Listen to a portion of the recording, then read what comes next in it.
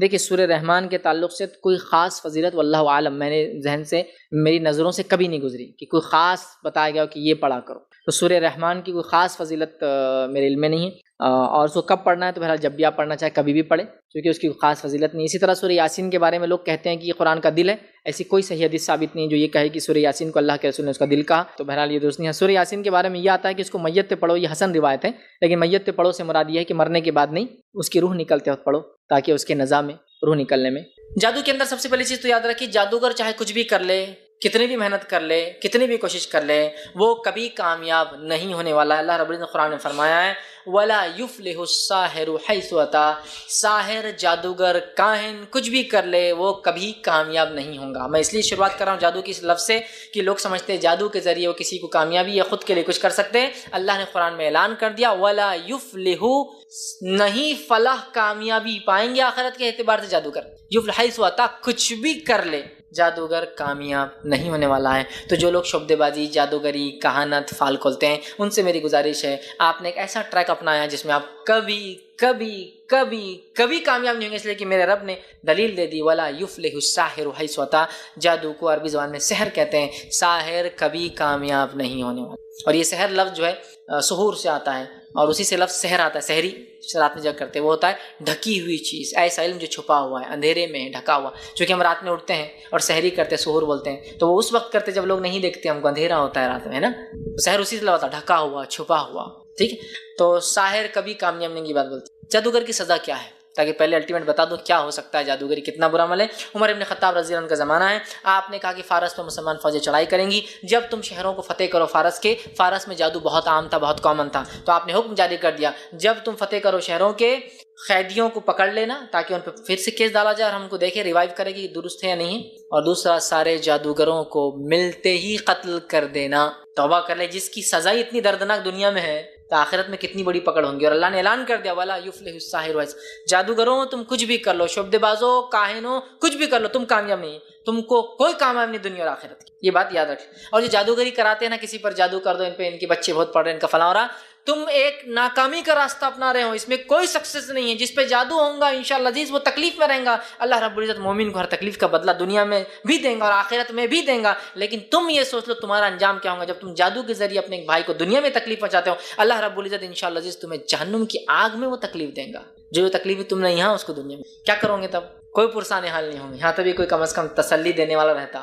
گناہگار کو بھی لوگ تسلی دیتے جانے دو، وہاں کوئی تسلی والا، اس لیے کہ اللہ نے فرمایا جہنمیوں کو کوئی مددگار نہیں ملنے والا ہے. کیوں ایسے راستے کو اپناتے ہیں مسلمان؟ دھڑلے سے جادو کر رہے ہیں مسلمان، دھڑلے سے کر رہے ہیں. جہاں مسلم شہروں کی آبادیاں بڑی ہے مسلمان تعداد میں، جادو تو اتنا کامن ہے، اللہ رحم کرے، عام جادو کر رہے. بس جادو کو تو کھیل سمجھ لیا آپ نے، یہ کفر ہے. اور یاد رکھو جو تکلیف تم دنیا میں دو گے نا، آخرت میں اس کی سزا بھگتنی. فقہ کے اندر ایک اصول ہے، جادوگر نے جتنی تکلیف پہنچائے، جادو سے پکڑا جاتا ہے تو اتنی تکلیف دی جائیں گی. ایک خاتون تھی حفصہ رضی اللہ عنہا کے کو پتا چلا اس نے جادو کی، اور جادو کر کے ان کی لونڈی پر ایسا جادو کیا جس سے اس کی جان چلی گئی. جب اس کا جادو ثابت ہوا تو اس کو قتل کیا گیا اس عورت کے بدلے. دنیا میں بھی جادوگر جو نقصان پہنچا اتنا ہوتا ہے، لیکن اس سے ایک بات یہ بھی پتہ چلی جادو کے ذریعے قتل بھی کروایا جا سکتا ہے.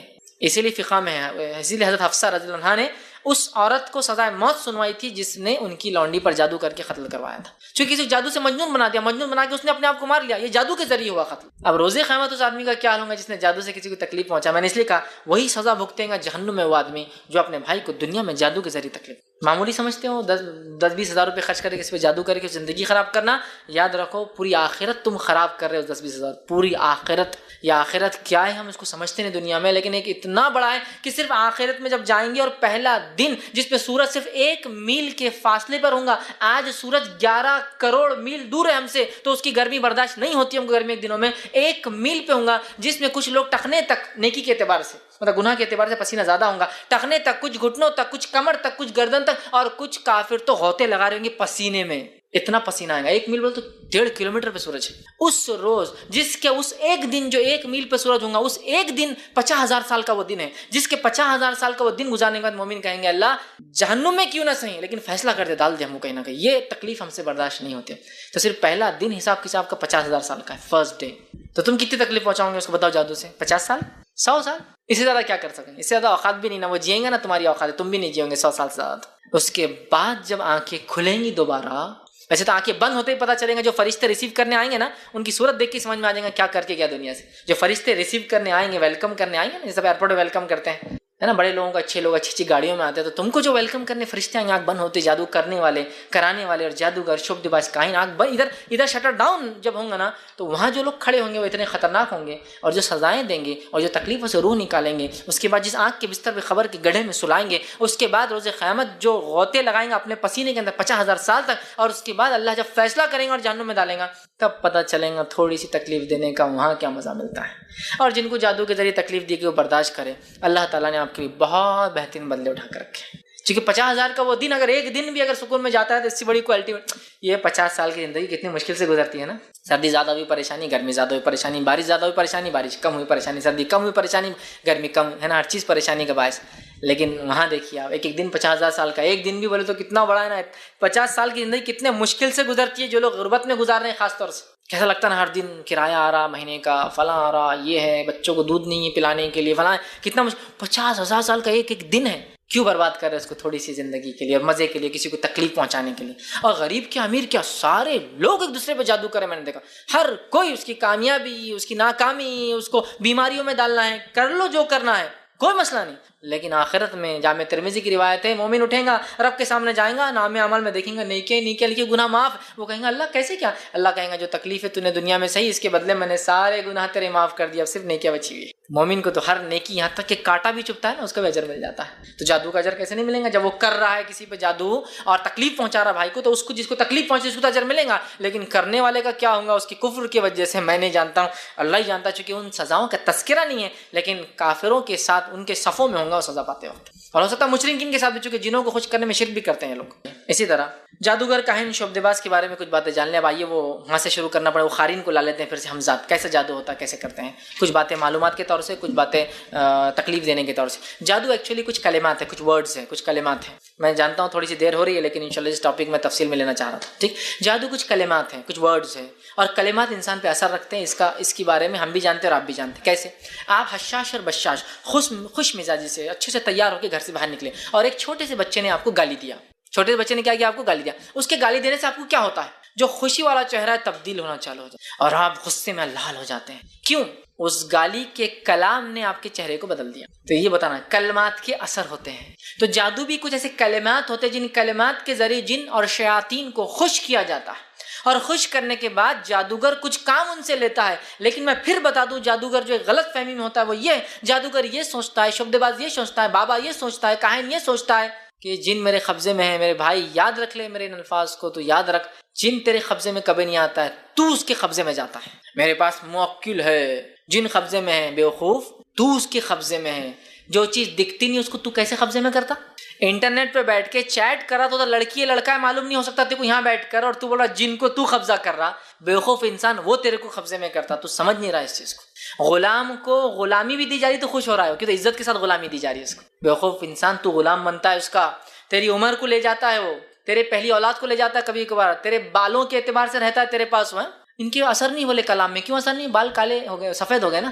کیوں؟ تو وہ شرط کے ساتھ آتا ہے کتنے دن تیرے ساتھ رہیں گا، یا تو پہلی اولاد لیتا ہے، شادی کریں گا تو پہلی اولاد کو میں مار دینا میرے لیے. اور یہ جادوگر کاہن جو مسلمان بھی بولتا ہے کبھی کبھار، پہلی اولاد کو پیدائش کے بعد اپنے ہاتھ سے قتل کرتا ہے اس کے لیے. تو وہ اثر رہتا ہے اس کے کلام میں زندگی بھر. داڑھ جب تک رہیں گی پچھلے تیرے ساتھ رہوں گا، داڑھ جھڑتی، اثر کلام میں اثر ختم ہو جاتا ہے. بال جب تک تیرے سیاہ، جب تک رہوں گا قبضے میں، بال سفید ہو جائیں گے تو نکل جاؤں گا، چلے جاتا ہے. تو اپنی جوانی، اپنے بچوں کو، اپنے بیوی کو، سب کچھ برباد کرتا ہے اس کے لیے. وہ تجھے قبضے میں لیتا. بیوقوف، تو اس کے قبضے میں نہیں جاتا، وہ تیرے قبضے میں نہیں آتا. جن ہے، موکل ہے، کوئی موکل نہیں تیرے پاس. بیوقوف آدمی تو اس کے قبضے میں چلا گیا ہے، چونکہ اس کے لیے نہیں. میں تو قرآن سے کیا، قرآن سے بھی انسان کر کے جو ہے جادو کرتے لوگ، معلوم ہے. کتاب اور سنت کو بھی غلط استعمال کرنا جادو ہوتا ہے. قرآن سے کیسے جادو کرتے ہیں بتانا نہیں چاہتا ہوں، کیونکہ یہ بھی ایک علم ہے، پھر کچھ لوگ سیکھ بھی سکتے ہیں، اس لیے میں خاموش رہ رہا ہوں اس معاملے. لیکن لوگ اس سے بھی کرتے ہیں. میں نے 40 دن فلاں صورت پڑھی، یہ طریقہ کیا اللہ کے رسول سے اور صحابہ سے ثابت ہے؟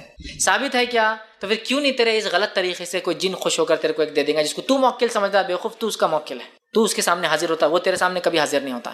وہ تیرے کو خاموشی سے پھسلاتا ہے صرف، تو اسے دیکھ بھی نہیں سکتا جس کو تو اپنا موکل سمجھ رہا ہے. تو پھر جو ہے جادو کچھ کلمات ہیں جن کے پڑھنے سے، کچھ اعمال ہے کفریہ اور شرکیہ جن کے کرنے سے لوکل مافیا کا جو جن ہوتا ہے، جنوں میں مافیا ہوتے ہیں، ڈانس ہوتے ہیں، ان کے اندر لوکل مافیا کا کافر جن اپنے اندر سے کافر کو تیرے حوالے کر دیتا ہے، جس کو موکل بولتا ہے، الگ الگ زبانوں میں الگ الگ لوگ الگ الگ مذہب میں الگ الگ نام دیتے ہیں اس کو، وہ زندگی بھر ساتھ رہتا ہے، داڑھوں کی وجہ سے، کئی بالوں کی وجہ سے، کئی پہلی اولاد کی وجہ سے مختلف، کبھی آنکھوں کی روشنی جب تک رہیں گی تب تک رہتا ہے، کبھی جنسی طاقت جب تک رہیں گی تب تک رہیں گا، مختلف چیزیں، جیسے بولتے ہیں نا جادوگر کی جان طوطے میں، ویسا کچھ نہ کچھ اس کا وہ رہتا ہے اور لمیٹیشن سے آتا ہے.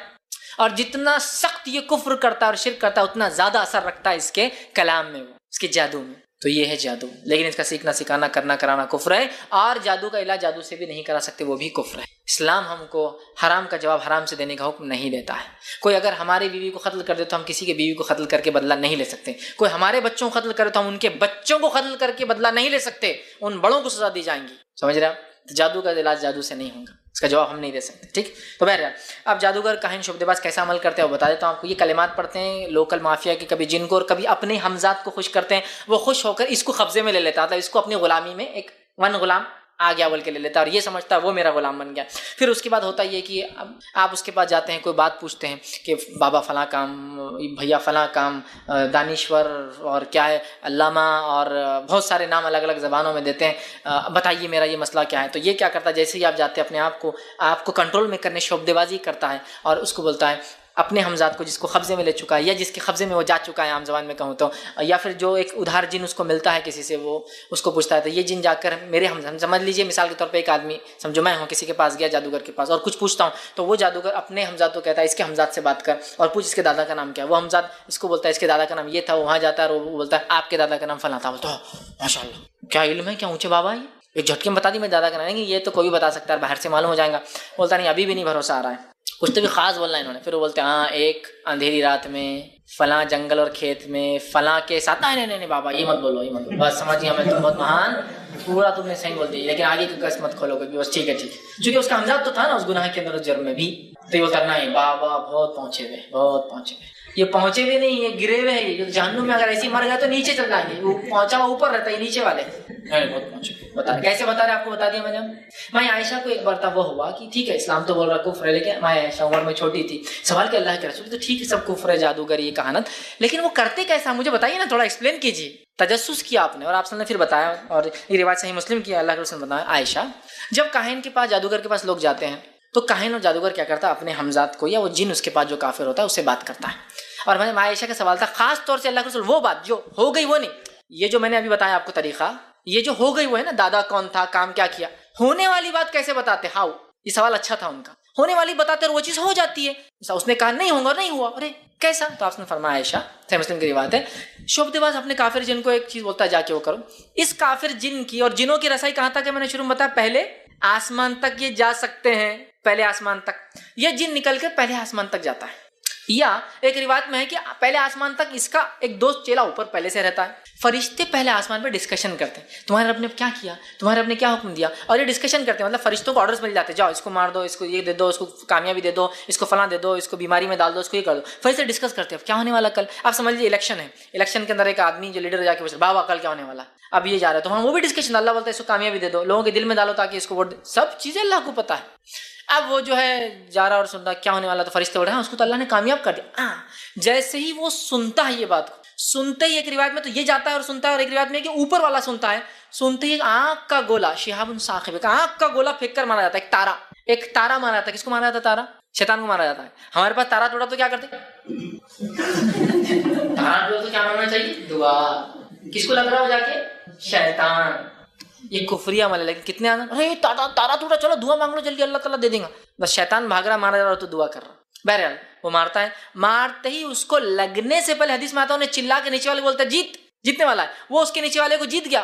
فرشتے مطلب اس کو مارنے سے پہلے وہ نیچے آتے آتے آخری میں اس کا جو جن ہے جس کے قبضے میں یہ ہے وہ اس کو بولتا ہے جیتنے والا ہے. پھر یہ شعبدے بعد آپ سے فرماتے لیتا ہے اس بات کو اور 100 جھوٹ ملاتا ہے، 99 جھوٹ ملاتا ہے، مکس کرتا ہے اس 99 لائز کیا ملاتا ہے، جیتنے والا ہے. معلوم ہو گیا جیت تو بہت مشکل ہے لیکن کچھ کیا جا سکتا ہے. ارے بابا کیا کیا جا سکتا ہے؟ تو وہ کارنر کا ایک بنگلہ ہے، اگر وہ اس کا کچھ ہو جاتا ہے تو ہو جائے گا. ٹھیک ہے بابا آپ کے نام پر ٹھیک ہے رجسٹری کرا دیں گے اس کے علاوہ جو ہے فلاں بھی اگر چیز ہو جائے تو فلاں ہے. سمجھ رہے آپ؟ 1 2 یہ پورے وہ کرتا ہے بابا یہ فلاں، اس کو معلوم ہے لیکن 100 جھوٹ مکس کر رہا ہے اس میں.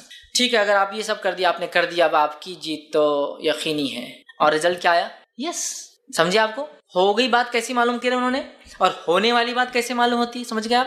آپ کوئی کل بتائے یا جو کل گزرا ہے بتائے، دونوں سن کے بھی ہم کو ٹینشن نہیں آنا چاہیے. یہ سب کفر ہے بولنا، تیرے پاس ہی رکھ، یہ بولنا تیری بات ہے. مجھے یہ سب چیزیں نہیں چاہیے. میرے رب نے جو طے کیا ہونے والا ہو جائے گا، مجھے کیا فکر کرنا ہے اس کی. چونکہ جو ہو گیا تو اس کو بدل سکتا ہے کیا؟ نہیں. تو پھر کیا وعدہ ٹینشن لے کر بولنا. ایک ڈیسیجن آ چکا ہے گورنمنٹ کا، خالی پہلے معلوم ہو اور بعد میں معلوم ہونے سے کیا ہوتا ہے؟ وہی ڈیسیجن تو وہی ہے نا. یہ جادو کفر ہے، اس سے عقیدے برباد ہوتے ہیں، اور ان جادوگروں کو جادو کرنے کے لیے شرک بھی کرنا پڑتا ہے، اور بہت ساری بار اپنے ماننے والوں سے شرک بھی کرواتے ہیں. تو یہ 100 باتوں میں ایک سچ ہوتا ہے، 99 جھوٹ ملا کے آپ کے عقلوں سے، ذہن سے، مال سے، اور میں زیادہ نہیں کہہ رہا ہوں، بہت کم کہہ رہا ہوں، آپ کی عزت اور آبرو سے بھی کھیلتے ہیں. سمجھ رہے آپ؟ عزت اور آبرو سے بھی کھیلتے ہیں، جس کے واقعات اگر میں آپ کو بتاؤں گا، جس کی سنگینی آپ کو سناؤں گا، تو آپ یقین بھی نہیں کر پائیں گے، یقین بھی نہیں کر پائیں گے. معلوم ایسے ایسے واقعات ہوئے اور ایسے ایسے حالات ہوئے. یہ عزتوں سے بھی کھیلتے ہیں عورتوں کی، بہت خطرناک. یاد رکھیں، ان سے بچ کے رہیے. سب چیزوں کو آپ کو دنیا اور آخرت برباد کر دیتے. تو پتہ چل گیا اب کیسا ہوتا ہے تمام چیزیں، جو گزر گیا اس کا علم، جو ہونے والا کیسے دیتے ہیں. اب آئیے آپ سے فرماتے ہیں، اے عائشہ، جو کاہن کے پاس جائے، یہ ایسے کام کرنے والا، اور اس سے کوئی چیز معلوم کرے، ٹھیک ہے، کوئی کاہن کے پاس جائے اور کوئی چیز معلوم کرے، اس کی 40 دن کی نماز قبول نہیں ہوتی. کہاں جا رہے باجی تم؟ میں فال کھولنے جا رہی ہے. میں تو نہیں کھولتی لیکن ساتھ چلتی میں تمہارے. 40 دن کی تیری بھی نماز گئی، اس کی بھی نماز گئی. کہاں جا رہے بھائی تم نے؟ بھائی اپن تو نہیں کرتے، وہ سب غلط ہے، اپن نے سن لیا، فیض بھائی کا لیکچر بھی سن لیا اپنے کو معلوم، لیکن تو چل رہا خالی سن لیتا چل کے. 40 دن کی نماز گئی تیری بھی. اور آپ نے فرمایا جو کاہن کے پاس جائے، شعبدے باز کے پاس جائے، اور جو اس نے کہا اس پر یقین کر لے، اس نے کفر کیا جو محمد پر نازل ہوا، وہ کافر ہے. اور حدیث میں الفاظ ہے، اس نے کفر کیا جو محمد پر نازل ہوا. انزل علی محمد پہ نازل، آپ سے کیا نازل ہوا؟ قرآن اور حدیث، شریعت نازل ہوئی، وہ کافر ہے. کریں گے آپ فال کھولتے؟ کھولو جاؤ. شعبدے بازوں کے پاس جا کسی کا ترقی کو روکتے، روک کے دیکھو. اللہ نے جو فیصلہ لیا وہ تو تم کچھ نہیں کر سکتے ہو. حلال مال کو خامخواہ ضائع کر رہے ہو، اور کفر اور اپنی جہنم کیا خود تیار کر رہے ہو، خود تیار کر رہے ہو. کسی نے تم کو تکلیف دیا تو تکلیف کے بدلے بات کی جا سکتی ہے، صبر کیا جا سکتا ہے، آخرت کا انتظار کیا جا سکتا ہے. یہ طریقہ نہیں بدلہ لینے کا. اور اکثر جادو تو صرف تکلیف دینے کے لیے، جلن اور حسد کی بنیاد پہ کیے جا رہے ہیں. ٹھیک ہے، تو آپ بات کو سمجھ گئے. اب آئیے، وہ خون کی طرح دوڑتا ہے نا، اس کی بھی تفصیلات لے لیں. عمر ابن خطاب رضی اللہ عنہ کے دور میں، نہیں بھائی میں جو سوچ رہا تھا وہ بھی بابا کو معلوم، اتنے مہان ہے. ٹھیک ہے، یہ تو پچھلا، یہ تو جو ہونے والا ہے، وہ جو سوچ رہا ہوں بابا کو وہ بھی معلوم ہے. بابا کے پاس گیا اور میں نے دل میں سوچا بہت کمینہ بڈھا دکھ رہا ہے، یہ اتنے کیا کریں گا، کھڑوس فلاں. اور بابا میرے کو بول رہے بیٹے میرے کو کھڑوس بڈھا اور کمینہ مت بولو، مہان ہے بابا. یہ تو دل میں سوچا تھا میں نے، اور آپ نے بول دیے مہان. بس میں تو اسی دن قائل ہو گیا بابا کا، گیانی ہے، تانترک ہے، پہنچے ہوئے ہے. ایک جھٹکے میں دل کی بات، یہ تو چلو پچھلے کی بات تھی، جو ہونے والا دل کی بات. آئیے وہ کیسے معلوم ہوتی ہے وہ بھی وضاحت کر دیتا ہوں. نبی اکرم صلی اللہ علیہ وسلم نے فرمایا، شیطان انسانی جسم میں خون کی طرح دوڑتا ہے، خون کی طرح دوڑتا ہے. نبی اکرم صلی اللہ علیہ وسلم کے زمانے میں عمر ابن خطاب کا اللہ کے رسول، ایک لڑکا ہے جس کے بارے میں جو آپ نے دجال کی صفتیں بتائی ہے اس میں ہے، اس کے ماں باپ یہودی ہے، وہ پیٹ میں ماں کے 11 سال رہا پیدائش سے پہلے، اب نارمل 9 مہینے رہتے نا بچے، 11 سال رہا. آپ نے جو صفت ہے اس میں سب ہے. تو کہا چلو. آپ صلی اللہ علیہ وسلم حضرت عمر چھپتے چھپتے ایسا ایک جھاڑ کے کھجور کے جھاڑ آنے لگے، اور یہ لڑکا سو رہا تھا آنکھ بند کر کے. تو اس کی والدہ یہودا نے دیکھ لیا اور کہا ابو القاسم تیرا پیچھا کر رہے ہیں. تو لڑکا اٹھ کے بیٹھ گیا، جھولے میں لیٹا ہوا تھا، 2 جھاڑوں کے بدنا اٹھ کے بیٹھ گیا. آپ صلی اللہ علیہ وسلم عمر آئے، حضرت عمر نے کہا اللہ کے رسول سے قتل کر دو. تو اللہ کے رسول نے کہا عمر اگر یہ دجال ہے تو تجھے قتل نہیں کر سکتے، تیرے بس کی بات نہیں، سمجھ، اور نہیں ہے تو پھر مار کے کیا فائدہ، لیٹ اٹ بھی، چھوڑ دو. اور میرے ہوتے ہوئے دجال آئے تو میں کافی ہو جاؤں گا، تم لوگوں کو ضرورت نہیں. آپ سے اس کے پاس گئے اور کہا کیا دیکھتا ہے؟ تو کہا پانی پر عرش دیکھتا ہوں. تو کہا تجھ پہ لعنت ہے. آپ سے اس پہ لعنت بھیجی، اس لیے کہ وہ شیطان بھی پانی پہ اپنا تخت ڈالا ہوا ہے. تو کہا تجھ پہ لعنت ہو. اس کے بعد کہا تجھے جو ہے کیسا لگتا ہے؟ تو وہ کہا کبھی اچھا لگتا ہے اور کبھی مطلب کبھی ایمانی کیفیت، کبھی کفر کی کیفیت. پھر آپ نے کافی لمبا کلام.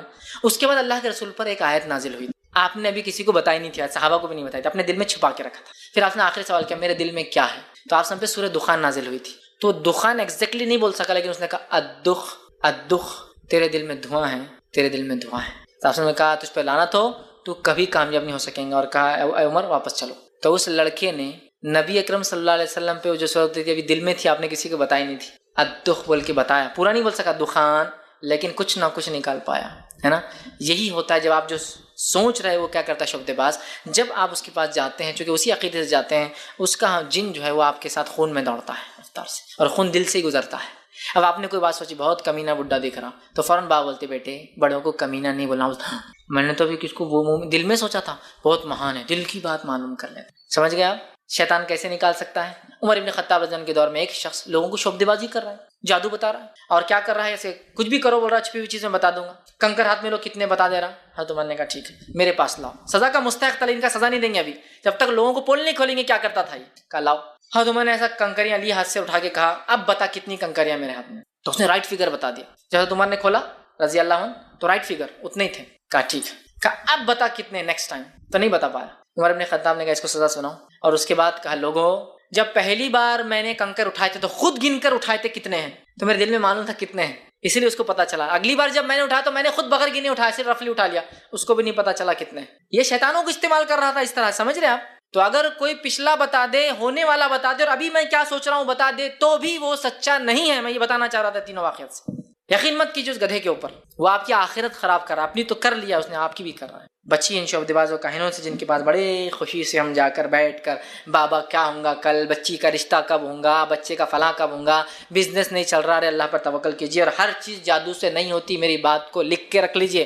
ٹھیک ہے گھرے جادو دکھ رہا، برتن ہل گھرے جادو دکھ رہا، کمائی نہیں ہو رہی، ارے جاتا کا 12 بجے دکان کھولتا تو کمائی کہاں سے ہوگی اس کی؟ کمائی نہیں ہو رہی، 12 بجے دکان کھولیں گا، جا کے سوتے پڑا رہے گا دکان پہ، گیم ہی کھیل رہا، اینڈرائڈ ہی لے کے پڑا ہوا دن بھر، تو کہاں سے کسٹمر آ کھڑا، ہاں رکو ابھی ایک آخری چل رہا شاٹ میں، پھر کمائی نہیں ہو رہی۔ کوشش تو کرو، اللہ رب العزت لکھ چکا ہے تقدیر میں جو ملنا ہے، کوشش نہیں کریں گے، گدھوں کے ایسا پڑے رہیں گے تو کیا اللہ دیں گے آپ کو رزق؟ کوشش کرو، کچھ نہیں کرنی تم کو دکھ رہی، میں بار بار گر جا رہا، کرنی تم پہ دکھ رہی، بیماری زیادہ ہوگی، کرنی تم پہ نہیں، بتا آئے گا کہ بچہ لے باباؤں کے پاس۔ تقدیر بھی کوئی چیز ہے میرے بھائی اور بہنوں، جادو ہوتا میں انکار نہیں، تقدیر بھی کوئی چیز ہے، ہر چیز جادو سے نہیں ہوتی نا، تقدیر بھی کوئی چیز ہے، تقدیر پر ایمان لاؤ جیسے اس پہ ایمان لانے کا حق ہے، ٹھیک ہے۔ اس کے بعد جادو ہوتا ہے تو علاج بھی ہے، آپ جادو کا علاج کیا جادو سے کر سکتے نہیں، حرام ہے اور کفر ہے، اس بات کو یاد رکھیں، جادو کا علاج جادو سے نہیں کر سکتے، حرام اور کفر ہے، بات یاد رکھیے۔ اب جادو کا علاج کیسے کریں گے؟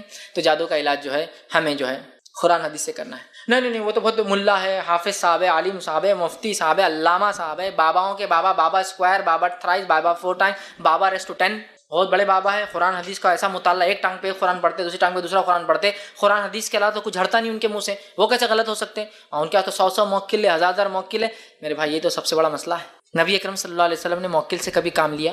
حالانکہ اس دور میں تو کافروں کی مخبری بہت اہم تھی، منافق کون ہے معلوم کرنا تھا، ان کی کھسکھساہٹ، ان کی چال بازیاں کیا چل رہی معلوم کرنا بہت ضروری تھا، کہ کافر کیا چال چل رہے مکہ کے میں، جاؤ جنوں جاؤ پتہ کر کے لاؤ میرے سے مومن جن۔ اعظم بولا میرے موکل ہے 10-15 مومن جن، اور آپ کے لیے کیا ناممکن تھا بھائی، اللہ چاہتا تو اللہ جنوں کی فوج کھڑے کر دیتا تھا۔ تو یہ موکل رکھنا کس کی سنت ہے مجھے بتاؤ؟ نبی اکرم صلی اللہ علیہ وسلم ایک جن کو باندھتے جھاڑ سے، پھر بولتے مجھے سلیمان کی دعا یاد آ گئی اس لیے چھوڑ دیا، تو تم کون ہوتے اس کو موکل بنانے والے؟ اس لیے کہ ان کی اپنی آزادانہ زندگی ہے، ان کے زندگی میں انٹرفیرنس کرنا ہمارے لیے درست نہیں ہے۔ اور نبی اکرم صلی اللہ علیہ وسلم اور صحابہ اور تابعین، تبع تابعین، سلف صالحین اور ہمارے اماموں کے پاس کس کے پاس بھی کوئی موکل نہیں تھا، لہٰذا آپ کا یہ رکھنا درست نہیں ہے۔ آپ انٹرفیئر کریں ان کے ورلڈ کے اندر، ان کی دنیا میں، جس کو آپ دیکھ نہیں سکتے، اور آپ کو وہ گھماتا ہے پھر۔ تو جنوں کو رکھ کر علاج کرنا بھی جائز نہیں، جنوں کو رکھ کر بھی علاج کرنا جائز نہیں۔ کس سے علاج کرو؟ ایسے معالج سے جو قرآن حدیث کا پابند ہو، قرآن حدیث کے مطابق علاج کرتا ہو، نہ آپ کو کوئی تعویذ دیتا ہو، نہ کوئی گنڈا دیتا ہو، نہ پرانے استعمال کی اور پسینے کے کپڑے منگاتا ہو، نہ گندی چندی اور گندی چیزیں آپ کی منگاتا ہو، نہ کسی کے گھر کی مٹی یا خبر کی مٹی نہیں منگاتا ہو، آپ کی ماں کا نام نہیں پوچھتا آپ سے علاج کرنے سے پہلے، آپ کو لکھ کے تعویذ گنڈے اور جلانے اور چپکانے اور ٹھوکنے اور پینے اور لگانے نہیں دیتا۔ یہ سب جادوگروں کی علامت ہے، یہ سب جادوگروں کی علامت ہے، سمجھ رہے آپ بات؟ نہیں وہ پرانی چندی لائے تو میں، سب جادوگری کی علامت ہے۔ ماں کا نام پوچھتے کیا ضرورت ہے؟ ہم دنیا میں اپنے باپ کے نام سے پہچانے جاتے اور آخرت میں اپنے باپ کے نام سے پہچانے، چونکہ ماں کا، اس لیے کہ وہ رسک نہیں لینا چاہتا ہے نا، جادوگری الٹ جاتی ہے اس کی، اگر باپ کا نام پوچھا اور باپ وہ نہیں ہوا، ماں تو وہی ہوتی ہے کبھی بھی، اس لیے ماں کا نام پوچھتا ہے، سمجھ رہے آپ؟ تو یہ سب جادوگر ہے، کتاب و سنت کا حامل آپ کا صرف علاج کرتا قرآن حدیث سے، اس کو نہ آپ کے باپ کے نام سے کوئی مطلب ہے، نہ آپ کے ماں کے نام سے، نہ آپ کے کپڑے سے، نہ آپ کی چندی سے، نہ آپ کے کسی پیسے سے، نہ روپے سے، وہ آپ کا خالص علاج کرتا ہے قرآن حدیث کے مطابق، پڑھ کر اس کو دم کر کے، اور باتیں جو ثابت ہے، اور کچھ باتیں جو تجزیے سے، تجزیہ سمجھتے ہیں ایکسپیریمنٹ سے اس کو پتہ چلی ہے، اس لیے کہ قرآن میں روحانیت اور روحانی بیماریوں کا تو مکمل علاج ہے، لیکن قرآن میں جسمانی بیماریوں کا بھی علاج ہے، لیکن اس کو تجزیہ ایکسپیریمنٹ کر کے معلوم کرنا ہوگا۔ اللہ نے قرآن فرمایا وَنُنَزِّلُ مِنَ الْقُرْآنِ مَا هُوَ شِفَاءٌ وَرَحْمَةٌ لِلْمُؤْمِنِينَ، ہم نے قرآن کو نازل کیا اور اس میں شفا رحمت ہے، تو من القرآنی کا لفظ ہے، پورا قرآن تو روحانی بیماریوں کے لیے، نفاق کے لیے، کفر کے لیے، شرک کے لیے، حسد کے لیے علاج ہے، لیکن من القرآنی کہہ کر یہ بتا دیا اس میں فزیکل بیماریوں کا بھی علاج ہے، من اس میں سے، پورا تو ہے لیکن اس میں سے، تو وہ تو ہے اس کا ایکسپیریمنٹ تجزیہ۔ تو تو بہت سارے علماء تجزیے سے نکالتے ہیں، یہ آیت پڑھنے سے یہ اثر ہوتا ہے، جن پر یہ اثر ہوتا ہے، جادو ٹوٹ جاتا ہے، فلاں ہوتا ہے، تو اس کو ریپیٹ کرتے ہیں۔ تو ایسا تجزیہ ایکسپیریمنٹڈ بھی اگر کچھ لوگوں نے کیا، جو قرآن اور حدیث کے حامل ہو، ان سے آپ علاج کروا سکتے ہیں۔ علاج کے لیے کون سی دعائیں پڑھنا ہے، کس بات کو کتنی بار دہرانا ہے اور کیا کرنا ہے، چونکہ یہ بات پہلے سے ہم نے طے کی تھی کہ اس میں لیکچر میں نہیں بولوں گا آپ کو، چونکہ اتنا ٹائم نہیں ہوگا۔ انشاءاللہ اس کی جب DVD تیار ہوں گے نیٹ پہ جائیں گا، ایک ایک آیت اور ایک ایک دعا آپ کو ڈسپلے میں آتی جائیں گی اور وہ سرکتی جائیں گی، آپ دیکھیں۔ اس عنوان سے متعلق آپ کون سی کتابوں کا مطالعہ کریں تاکہ آپ کو کچھ باتیں پتہ چلے۔ ساری کتابوں کا نام اور اس کی تصویریں آپ کو انشاءاللہ جب DVD یا نیٹ کے ذریعے یہ جب اپلوڈ ہو جائیں گا، اور انشاءاللہ ایکسپیکٹڈ ہے رمضان سے ایک دن پہلے اپلوڈ ہو جائیں گا، مطلب کمنگ تھرسڈے یا اس کے بعد کا تھرسڈے، رمضان سے پہلے امید ہے کہ اس کو ہم فوراً کر دیں گے اپلوڈ، جلد سے جلد، جتنے جلدی ٹریک پہ ہو سکتا ہے لگا کر۔ تو بہرحال آپ کو ڈسپلے میں آ جائیں گی دعائیں، کیا کیا پڑھنا ہے، کتنے بار، کس طریقے سے، چونکہ اگر میں بیان کروں گا پھر آپ بھول جائیں گے، تو اس میں انشاءاللہ جو دعائیں ڈسپلے میں ہوں گی آپ روک کر دعاؤں کو لکھ لے سکتے ہیں، اسنیپ شاٹس لے سکتے ہیں، یا اس کو آپ خود ریپیٹ کر سکتے ہیں۔ تو ہم چاہیں گے تاکہ وہ بالکل ڈیٹیل میں دعائیں جائیں، آپ آرام سے دیکھیں، ترکیب پڑھنے کا طریقہ اور تجزیہ ایکسپیریمنٹ جو لوگوں نے کیا اور ان کو کیسے فائدے ہوئے، انشاءاللہ وہ آپ کو ساری چیزیں اس کے ذریعے بتائی جائیں گی، تاکہ لیکچر بھی تھوڑا میرا کم ہو جائے گا اور وہ زیادہ آسان ہے، چونکہ میں دعا کتنی ہی پڑھوں گا آپ بھول جائیں گے، یاد نہیں ہوتی اتنی جلدی، عربی ہماری زبان تو ہے نہیں کہ ہم یاد کر لیں 2 منٹ میں، تو لہٰذا آپ اس کے اندر اس میں دیکھیں گے اس کی ترکیب، اس کا طریقہ کار، وہ ساری چیزیں انشاءاللہ آپ جب DVD کی شکل میں آئیں گا اس میں دیکھ کر آپ کو بتایا جائے گا، اس میں آپ دیکھ سکتے ہیں۔ بس آخری بات کہہ کر اس لیکچر کو ختم کرتا ہوں، سوال جواب کے سیشن میں جو باتیں بچ گئی آپ بہرحال پوچھ سکتے ہیں، وہ یہ ہے ایک سنہرا اصول، ایک گولڈن رول اور ایک ڈاؤٹ اور اس کا کلیریفیکیشن۔ قرآن حدیث سے تو بہت علاج کرا ہے لیکن اثر ہی نظر نہیں آتا، سب کچھ کر لیا، اب قرآن حدیث بھی کر کے دیکھ لیتے کیا اثر ہوتا، کہ یہ ہے اب کیا ہوتا، دیکھیے بہت علاج کرا ہے کچھ نہیں ہو قرآن حدیث سے۔ میرے بھائی قرآن حدیث سے علاج کرا لیتے، سب ہو گیا، دنیا گھوم لیے، تعویذ گنڈے کر لیے۔ میں نے ایسے ایسے شعبدے باز اور کاہنوں کو دیکھا، اپنے ایمان کو مسلمانوں پکا کرنے کی ضرورت ہے، جو ایسے علاج کرتے ہیں کہ سامنے آپ کھڑے، آپ کو بلاتے ادھر آئیے، آنکھ میں تکلیف ہے نا، موتیا بین ہے، انگلی ڈال کے آنکھ نکال لیتا آپ کے ہاتھ کے اندر، اور ہاتھ میں نکال کے موتیا بین کا علاج کر کے واپس ٹھوس دیتا آپ کے سامنے، اور واقعی میں آپ بعد میں ٹیسٹ کرائیے علاج ہو گیا۔ ایسے شعبدے باز اور کاہنی میں نے دیکھے جو جادو سے علاج کرتے ہیں، کڈنی سٹون لٹرل سینس میں آپ کی آنکھوں کے سامنے آپ کو اوندھا ڈال کے ہاتھ سے وہ چیریں گے ایسا آپ کے جسم کو، اور کڈنی کو نکالیں گے آپ کے سامنے باہر، آپ دیکھ سکتے ہو اس کی فنکشن ہوتے ہوئے، اور اس کے بعد اس کو چھلیں گا اپنے ہاتھ سے، کنکر کو نکال کر آپ کے ہاتھ میں دیں گا اور بند کر کے لگائیں گے اور بولیں گے آپ جا کے اسکین کر کے آؤ، اور آپ اسکین کر کے آئیں گے وہ کڈنی کا پتھر نکل چکا ہے۔ اب وہ کیا لگ رہا ہے شعبدے بازی کو چھوٹے، یہ چھوٹے سے ہائیسٹ لیول تک ہوتی ہے۔ ایسا دیکھ کے تھوڑے یار جب آپ چھوٹے موٹے بابا سے تو کڈنی نکال دیتا، آنکھ نکال کے آپ کا علاج کر رہا ہے، کیا بولیں گے آپ؟ دل کو بغیر بائی پاس کے آپ کے علاج نکالتا، سامنے ہاتھ میں نکالتا، آپ کو دھڑکتے ہوئے دل کو بتائیں گا نکال کر۔ اس لیول تک شعبدے بازی، کہانت اور جادوگری ہوتی ہے، اپنے ایمان کو پکا کرنے کی ضرورت ہے۔ یہ ساری چیزیں فالتو ہے، ہم کو کوئی چیز یہ جو کوئی نقصان نہیں پہنچ سکتی سوائے اللہ باذن اللہ، اللہ جو چاہیں گا، لیکن علاج کرانا چاہیے، علاج سنت ہے، کرانا چاہیے، توکل بھی ہے، بھروسہ بھی کرنا، لیکن علاج بھی کرانا چاہیے، لہذا تفصیلات علاج کی اس میں آ جائیں گی۔ تو اب سب کچھ کرنے کے بعد چلو قرآن حدیث بھی کرتے تو پھر قرآن حدیث کا اثر نہیں ہوتا، قرآن حدیث ہی سب کچھ کر سکتا ہے، اب اثر ہوگا۔ پہلے اپنے عقیدے کو بدل لیے میرے بھائی۔ اگر سمجھ لیجئے میں آپ کو ڈاکو آپ کے کھیت پہ حملہ کرے، آپ کی مال و دولت پہ ایک بندوق دے رہا ہوں، بالکل جرمن ماڈل لا کے دے رہا ہوں، ٹھیک، جرمنی کی بنی ہوئی، یا US ماڈل لا کے دے رہا ہوں گن استعمال کے لیے، بھائی آپ کو آئے تو اس سے شوٹ کر دینا۔ اب اگر آپ کے ہاتھ کمزور اور گن چلانا نہیں آتی ہو تو اس میں بندوق کی غلطی ہے کیا؟ اور ایسے اٹھتی نہیں، دشمن آیا تو اپنی گر جاتے اٹھاتے وزنی، تو اس میں بندوق کی غلطی ہے کہ وہ خراب ہے؟ ہاں نہیں، بندوق تو اٹھ جا رہی لیکن وہ جمرہ نہیں، کچھ بھی کر دے، گولی نہیں کر رہی، تو بندوق کی غلطی ہے۔ ہتھیار سب سے اعلیٰ ہے، استعمال کرنے والے میں صلاحیت اور طاقت نہیں ہے، تو ہتھیار کو برا مت بولیے۔ کتاب اور سنت میں علاج ہے، کرنا نہیں آتا اور تمہارا ایمان اس لیول کا نہیں ہے تو اس کو کچھ مت بولیے۔ سب دنیا گھوم کے آ گئے اور آپ بول رہے چلو قرآن حدیث سے بھی کر لیتے، نہیں ہوتا، پھر فائدہ نہیں ہوتا، جاؤ پھر۔ یہ عقیدہ رکھنا ہوگا کہ اللہ کی کتاب، اس کے رسول کی سنت میں علاج ہے۔ اسلام اس چیز میں آپ کو کیسا چھوڑیں گا گھومتا ہوا کہ علاج نہیں ہے، لیکن کتاب و سنت میں ہے، من مانا علاج نہیں، یاد رکھیں، ٹھیک ہے؟ تو ہم کو اس عقیدے سے کرنا ہے۔ تو ہمارے پاس سب سے بہترین چیز ہے، یا تو ہمارے ہاتھ کمزور اٹھا نہیں پا رہے، یا تو ہمیں چلانا نہیں آ رہا اس چیز کو، ٹھیک ہے؟ تو یہ غلط فہمی ہوتی ہے، اور علاج کرائے کچھ نہیں ہونا، چھوڑ دیجیے۔ سیکنڈ، ایک سنہرا اصول، گولڈن رول یاد رکھیے۔ ایک سلف نے اپنے شاگردوں سے پوچھا، اے میرے شاگردوں، تم ایک راستے جاتے ہو، کتا بھونکتا ہے تم پر، کیا کرو گے اس کتے سے بچنے کے لیے؟ تو کہا اس کو ماریں گے، اس کو ہکا لیں گے، پھر آ جاتا ہے، پھر ماریں گے، پھر ہکا لیں گے، پھر آ جاتا ہے، پھر ماریں گے، کتنے بار کرو گے؟ ایک سنہرا اصول میں دیتا ہوں تم کو، جب کتا تمہارے پیچھے آئے تو کتے کے مالک کو آواز دو کہ اے مالک، اپنے کتے کو کنٹرول میں رکھو۔ تو مالک کیسا ہوتا ہے؟ آپ 10 بار جائیں کتا، لیکن مالک کو کرے گا، ادھر کتے کو آواز دیں گا، کتا آ جاتا ہے، مالک کیسا، آپ چلے جائیں، سمجھ رہے؟ تو کہا شیطان اگر تم پہ حملہ کرے تو تمہیں شیطان سے نہیں لڑنا ہے، شیطان کے رب کو آواز دینا ہے، چاہے شیطان کتنا بھی کچھ ہو، رب کا کتا ہی ہو، اس کے کنٹرول میں ہے، اس کو کنٹرول میں رکھو، ہم سے ختم. ہم کو اللہ میں پناہ مانگنا ہے، اس سے ہم کو نہیں لڑنا ہے. بات سمجھ رہے آپ؟ مالک کو آواز دینا ہے، اے اللہ بس مجھے اس سے بچانا، میں اس کے چکر میں نہیں آنا چاہتا، اس کے وساوس میں، اس کے فتنوں میں، اس کے فساد میں، اس کی تکلیف میں، اس کے جادو میں، اس کے آسیب میں، بس ساری چیزوں سے مجھے بچا. تو مالک کو آواز دو کتے کو بار بار ہکالنے کی ضرورت نہیں پڑیں گی پھر. تو اللہ میں پناہ مانگنا چاہیے، اس گولڈن رول کو یاد رکھیے. تو یہ ساری چیزیں ہوتی ہیں، ورنہ جادو ہے ہم جادو کا علاج ایسا کریں گے، اللہ سے آپ مانگیے اللہ تعالیٰ سب کریں گے. ٹھیک ہے، چونکہ شیطان کچھ بھی ہو اللہ نے اس کو صلاحیت دی نا. اور شیطان ایک خاص جن ہے جو پہلا جن تھا جس کو اللہ نے قیامت تک کی مہلت دی زندگی کی. باقی سارے جن جیتے اور مرتے ہیں، مطلب پیدا ہوتے اور مر جاتے ہیں الگ الگ زندگیاں جی کر. لیکن شیطان ایک خاص ہے جو ان کا باپ ہے جنوں کا ابلیس، اللہ نے اس کو قیامت تک کے لیے چھوٹ دی ہے. تو جس دشمن سے ہمارا پالا ہے بہت زیادہ ایکسپیرینس ہولڈر ہے.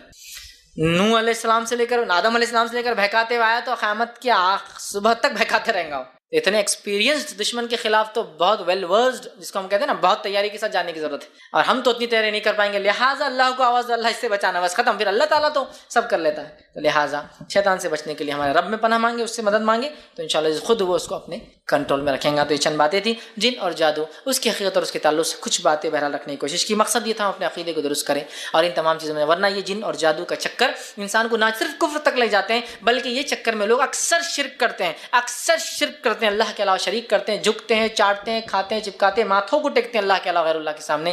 لہٰذا میں نے کوشش کی کہ کچھ باتیں مخلصانہ انداز سے سمجھاؤں کتاب و سنت کی روشنی میں. میرا اس سے کوئی مقصد کسی کو برا کہنا یا کسی کو بھلا کہنا، میرا مقصد صرف یہ تھا لوگ اگر ہم مسلمان ہیں تو کتاب و سنت کا عقیدہ مانتے ہیں تو وہ عقیدہ یہ ہے. اور جن اور جادو کے تعلق سے ہمارے رب نے، ہماری کتاب نے یہ تمام باتیں بتائی. اس کے تعلق سے اگر ہم محتاط رہ کر یہ کام کریں گے تو انشاءاللہ علاج بھی ہوگا، فائدہ بھی ہوگا. اور اگر دنیا میں جادو کا علاج نہ ہو سکا قرآن حدیث سے کسی وجہ سے، اللہ کی مرضی اور یہ تقدیر تھی ہماری، تو یاد رکھیے آخرت میں بدلے کے لیے تیار رہیے انشاءاللہ. بہترین کہ میرے رب نے اگر مجھے یہاں آزمائش میں رکھا، یہ جن اور شیطان نے مجھے چھوڑا نہیں، تکلیف دیتے رہے، اسی میں مر گیا، تو انشاءاللہ جس روز قیامت میں اس کا ضرور اپنے رب کے پاس بدلا پاؤں گا. اور اگر اللہ نے چاہا تو انشاءاللہ مجھے وہ شفا دیں گا. شفا بھی اللہ کی طرف سے، اگر وہ رہتا بھی تو اللہ کی طرف سے، اس لیے کہ کوئی برائی ہم کو نہیں چھوتی مگر وہ اللہ کی طرف سے ہوتی ہے، اور کوئی خیر ہم تک نہیں پہنچتا وہ بھی اللہ کی طرف سے ہوتا ہے. لیکن کوشش ہم کریں گے علاج کی، لیکن نہ بھی ہو تو ہم توکل کریں گے اللہ پر، کفر اور شرک کی طرف نہیں جائیں گے، اللہ کو چھوڑ کر کسی کے سامنے نہیں جھکیں گے، کسی اور کے لیے نظر و نیاز نہیں کریں گے. تعویذ، گنڈے اور سیپی، موتی، کوڑی اور تاگے اور پتلے اور سوئی اور کھیلے،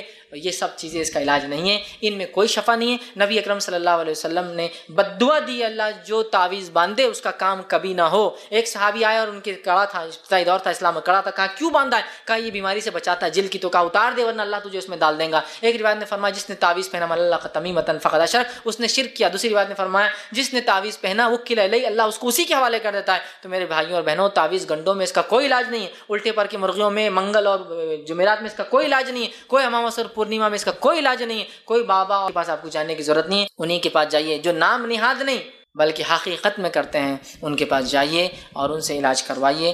تو جادو کا علاج جو ہے ہمیں جو ہے قرآن حدیث سے کرنا ہے. نہیں وہ تو بہت ملا ہے، حافظ صاحب ہے، عالم صاحب ہے، مفتی صاحب ہے، علامہ صاحب ہے، باباؤں کے بابا، بابا اسکوائر، بابا تھرائز، بابا 4 ٹائم، بابا ریسٹو 10، بہت بڑے بابا ہے. قرآن حدیث کا ایسا مطالعہ، ایک ٹانگ پہ قرآن پڑھتے، دوسری ٹانگ پہ دوسرا قرآن پڑھتے. قرآن حدیث کے علاوہ تو کچھ ہٹتا نہیں ان کے منہ سے، وہ کیسے غلط ہو سکتے ہیں؟ اور ان کے تو 100 موکل ہے، 1000 موکل ہے. میرے بھائی یہ تو سب سے بڑا مسئلہ ہے. نبی اکرم صلی اللہ علیہ وسلم نے موکل سے کبھی کام لیا؟ حالانکہ اس دور میں تو کافروں کی مخبری بہت اہم تھی. منافق کون ہے معلوم کرنا تھا، ان کی کھسکھساہٹ، ان کی چال بازیاں کیا چل رہی معلوم کرنا بہت ضروری تھا کہ کافر کیا چال چل رہے مکہ کے میں. جاؤ جنوں، جاؤ پتا کر کے لاؤ میرے سے مومن جن. راستہ بنا میرے موکل ہے 10-15 مومن جن. اور آپ کے لیے کیا ناممکن تھا بھائی؟ اللہ چاہتا تو اللہ جنوں کی فوج کھڑے کر دیتا تھا. تو یہ موکل رکھنا کس کی سنت ہے مجھے بتاؤ؟ نبی اکرم صلی اللہ علیہ وسلم ایک جن کو باندھتے جھاڑ سے، پھر بولتے مجھے سلیمان کی دعا یاد آ گئی اس لیے چھوڑ دیا. تو تم کون ہوتے اس کو موکل بنانے والے؟ اس لیے کہ ان کی اپنی آزادانہ زندگی ہے، ان کے زندگی میں انٹرفیرنس کرنا ہمارے لیے درست نہیں ہے. اور نبی اکرم صلی اللہ علیہ وسلم اور صحابہ اور تابعین، تبع تابعین، سلف صالحین اور ہمارے اماموں کے پاس کس کے پاس بھی کوئی موکل نہیں تھا. لہٰذا آپ کا یہ رکھنا درست نہیں ہے. آپ انٹرفیئر کریں ان کے ورلڈ کے اندر، ان کی دنیا میں جس کو آپ دیکھ نہیں سکتے، اور آپ کو وہ گھماتا ہے. پھر تو جنوں کو رکھ کر علاج کرنا بھی جائز نہیں، جنوں کو رکھ کر بھی علاج کرنا جائز نہیں. کس سے علاج کرو؟ ایسے معالج سے جو قرآن حدیث کا پابند ہو، قرآن حدیث کے مطابق علاج کرتا ہو. نہ آپ کو کوئی تعویذ دیتا ہو، نہ کوئی گنڈا دیتا ہو، نہ پرانے استعمال کی اور پسینے کے کپڑے منگاتا ہو، نہ گندی چندی اور گندی چیزیں آپ کی منگاتا ہو، نہ کسی کے گھر کی مٹی یا قبر کی مٹی نہیں منگاتا ہو. آپ کی ماں کا نام نہیں پوچھتا آپ سے علاج کرنے سے پہلے. آپ کو لکھ کے تعویذ گنڈے اور جلانے اور چپکانے اور ٹھوکنے اور پینے اور لگانے نہیں دیتا. یہ سب جادوگروں کی علامت ہے، یہ سب جادوگروں کی علامت ہے. سمجھ رہے آپ بات کو؟ نہیں وہ پرانی چندی لائے تو میں سب جادوگری کی علامت ہے. ماں کا نام پوچھ تو کیا ضرورت ہے؟ ہم دنیا میں اپنے باپ کے نام سے پہچانے جاتے ہیں اور آخرت میں اپنے باپ کے نام سے پہچانے. چونکہ ماں کا اس لیے کہ وہ رزق نہیں لینا چاہتا ہے نا. جادوگری الٹ جاتی ہے اس کی اگر باپ کا نام پوچھا اور باپ وہ نہیں ہوا. ماں تو وہی ہوتی ہے کبھی بھی, اس لیے ماں کا نام پوچھتا ہے. سمجھ رہے آپ؟ تو یہ سب جادوگر ہے. کتاب و سنت کا حامل آپ کا صرف علاج کرتا ہے قرآن حدیث سے. اس کو نہ آپ کے باپ کے نام سے کوئی مطلب ہے, نہ آپ کے ماں کے نام سے, نہ آپ کے کپڑے سے, نہ آپ کی چندی سے, نہ آپ کے کسی پیسے سے, نہ روپے سے. وہ آپ کا خالص علاج کرتا ہے قرآن حدیث کے مطابق پڑھ کر, اس کو دم کر کے, اور باتیں جو ثابت ہے اور کچھ باتیں جو تجزیے سے, تجزیہ سمجھتے ہیں ایکسپیریمنٹ سے اس کو پتہ چلی ہے. اس لیے کہ قرآن میں روحانیت اور روحانی بیماریوں کا تو مکمل علاج ہے, لیکن قرآن میں جسمانی بیماریوں کا بھی علاج ہے, لیکن اس کو تجزیہ ایکسپیریمنٹ کر کے معلوم کرنا ہوگا. اللہ نے قرآن فرمایا وَنُنَزِّلُ مِنَ الْقُرْآنِ مَا هُوَ شِفَاءٌ وَرَحْمَةٌ لِلْمُؤْمِنِينَ. ہم نے قرآن کو نازل کیا اور اس میں شفا رحمت ہے. تو من القرآنی کا لفظ ہے. پورا قرآن تو روحانی بیماریوں کے لیے, نفاق کے لیے, کفر کے لیے, شرک کے لیے, حسد کے لیے علاج ہے, لیکن من القرآنی کہہ کر یہ بتا دیا اس میں فزیکل بیماریوں کا بھی علاج ہے. من اس میں سے, پورا تو ہے لیکن اس میں سے, تو وہ تو ہے اس کا ایکسپیریمنٹ تجزیہ.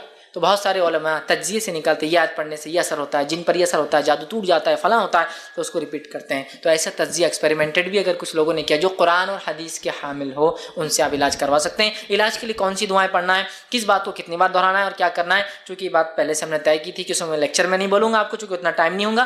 انشاءاللہ اس کی جب DVD تیار ہوں گے نیٹ پہ جائیں گا, ایک ایک آیت اور ایک ایک دعا آپ کو ڈسپلے میں آتی جائیں گی اور وہ سرکتی جائیں گی. آپ دیکھیں اس عنوان سے متعلق آپ کون سی کتابوں کا مطالعہ کریں تاکہ آپ کو کچھ باتیں پتہ چلے. ساری کتابوں کا نام اور اس کی تصویریں آپ کو انشاءاللہ جی جب DVD یا نیٹ کے ذریعے یہ جب اپلوڈ ہو جائیں گا, اور انشاءاللہ جس ایکسپیکٹڈ ہے رمضان سے ایک دن پہلے اپلوڈ ہو جائیں گے, مطلب کمنگ تھرسڈے یا اس کے بعد کا تھرسڈے.